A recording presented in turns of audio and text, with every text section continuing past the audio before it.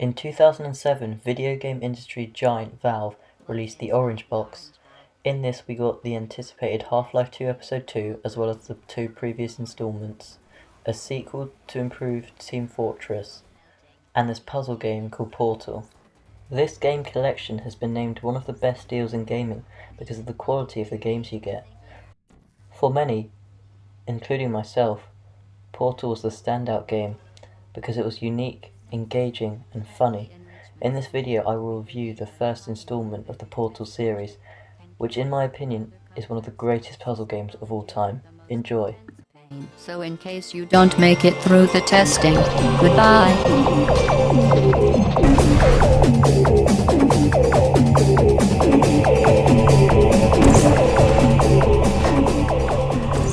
Please refrain from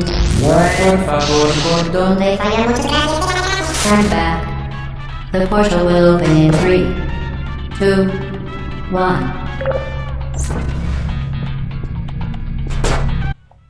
You begin Portal by waking up from a pod and are then introduced to the test chambers by GLaDOS, a voice that you'll constantly hear throughout your playthrough.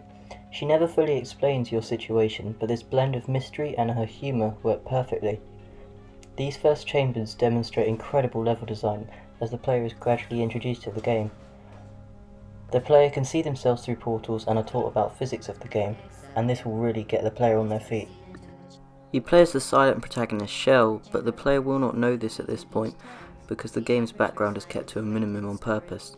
Slowly you learn how portals work in these genius first puzzles, as well as learning how momentum is carried through portals, as well as how to direct energy beams, while GLaDOS keeps you entertained with her humour.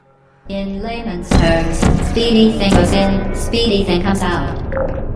Then you acquire both Portal guns, which is an epic soundtrack playing when you acquire it.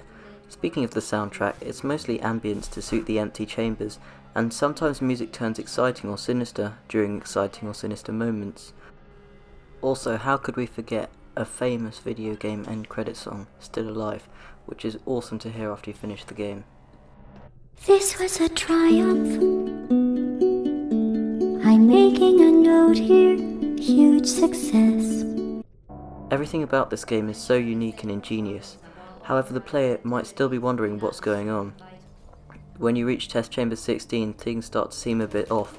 The actual chamber is a great challenge, which makes you navigate past these hilariously cute turrets.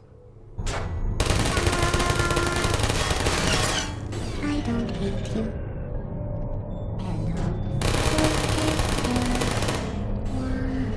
Searching.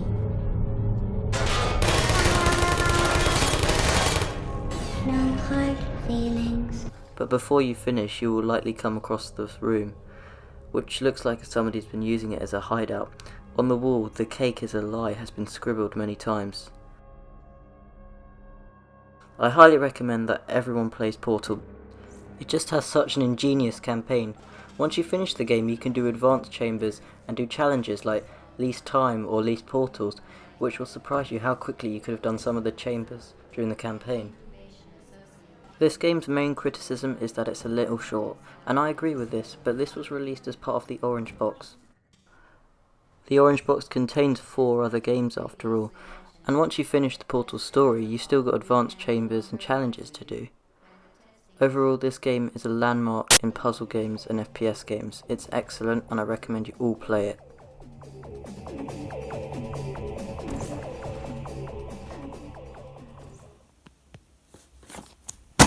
Wow, that was such a good game.